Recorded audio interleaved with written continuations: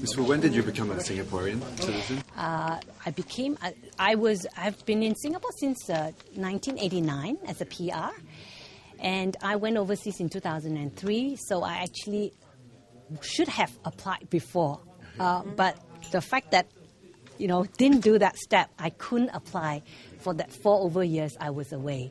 So the minute I knew I had the opportunity to come back to Singapore, I actually put in my application, and actually got me into trouble because it approved so quickly that I actually haven't finished my other assignment yet, and it was difficult because I was approved on a work permit in Thailand or employment task, whatever, because we have to sign. So it was quite an interesting situation. So exactly my auspicious day was 31st Jan 2001.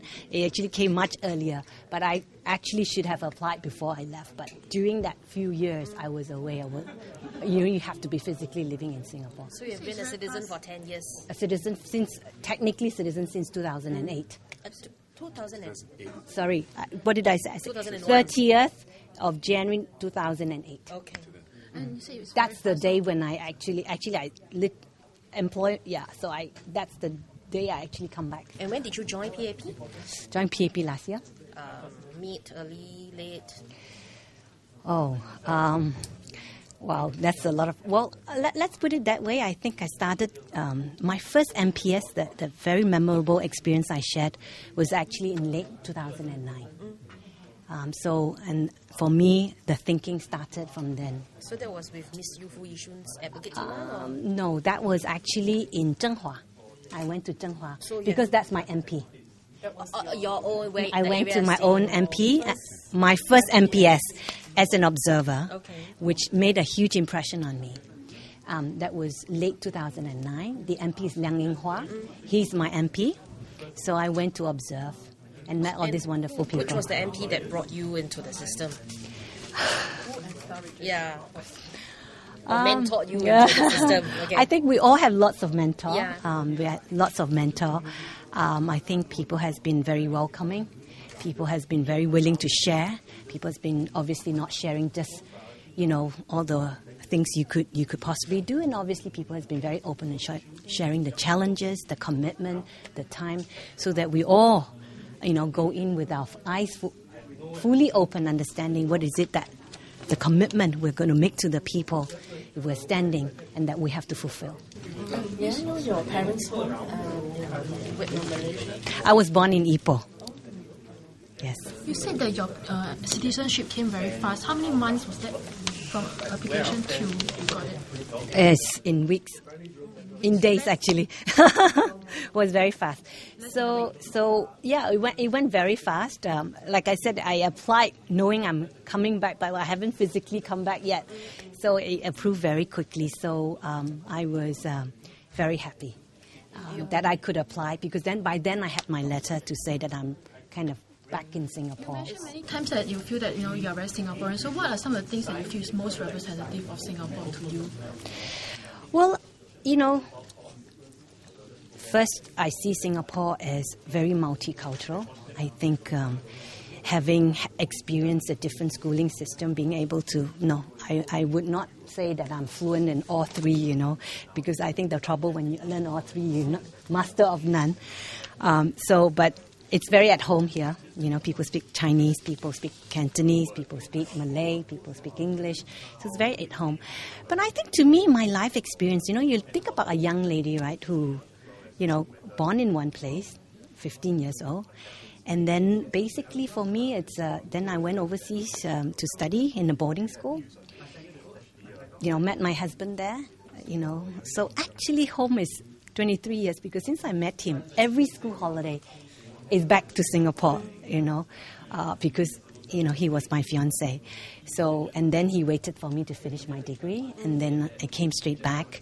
And so my whole life experience of, working, getting my first job, buying our first car, our renting a HDB flat, all the wonderful things and all the, char kway teow, all the wonderful joys. So I honestly can't describe myself as any other nationality except Singapore, because I've grown up here. I share the same love, share the same anxiety as any other Singaporean. Is your parents or your family still in? And we're rooted here, right? I mean, my family's here. My sons are, my husband is, I think, 5 or 6 generation Singaporean. He's in Peranakan. So this is family, right? This is root. Your own family is still in Ipoh? Well, my family is quite international. I have sisters abroad. Father has passed away long time ago. Madam, sorry, we're from online also. 我可以用华语吗？ Sorry. 哎呀，我都怀疑啊，还不可以跟媒体去沟通，在访问方面，给我学习练习多一些。哦，这样子啊。啊 Your husband, what does he do now? He's a general manager of an IT company. Okay. Which company?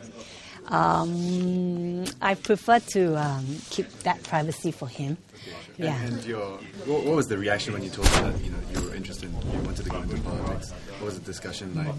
We go through the same discussions with any major life decisions. Again, we had to understand exactly the commitment and why we're doing it. And once we resolve in the family that, the reason why I want to do it, I'm very privileged. My husband is very supportive. He's very much behind me. Children, yes, too. I mean, they're old enough. I mean, I think, again, I'm doing it at a time where the children are older. I have an 18-year-old son and a 16-year-old. So I think the demands of my time is probably less than when they were younger. So it's also released me of time. A lot of the one get the opportunity to serve as an MP. A lot of the work is on the weekends and night. So that's where you have to put in the time. So what's their view? Supportive. They understand what it is about. We talked about it. At the end of the day, they say, yes, Mom, go for it. Was there anything your husband said to you that particularly struck you, when you to support you, that you can share with us?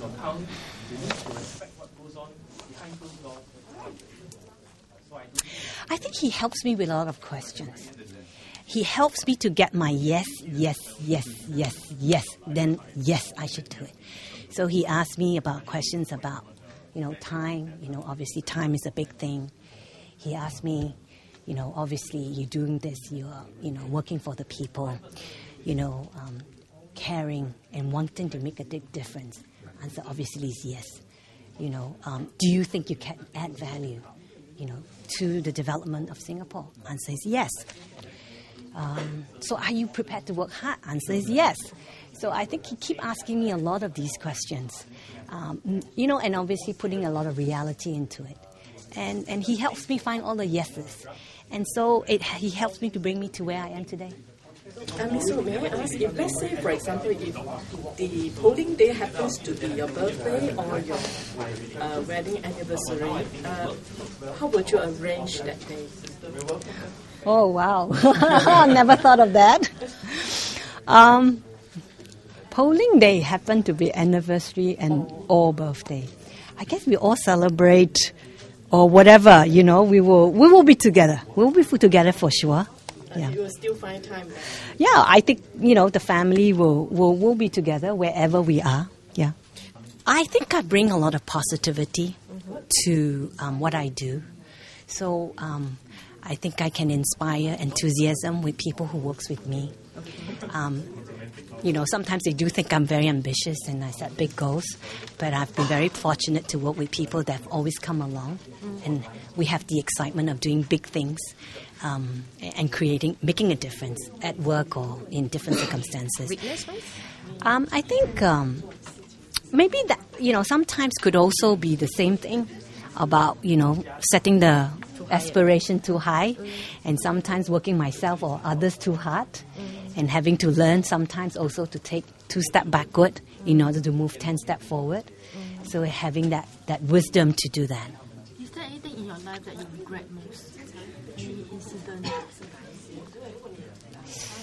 Anything that you give a second chance to fix back, or any saddest moment? Actually, one thing I would have which I had stay in touch is I would have liked to stay in touch more with my languages. So it was a nice time to reconnect with Chinese when I spent 2 over years in China. But it wasn't enough to be really comfortable that I could do an interview with you now.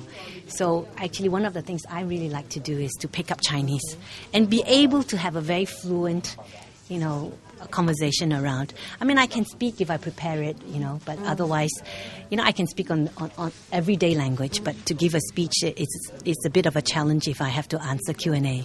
Is there any most embarrassing thing that has happened to you before?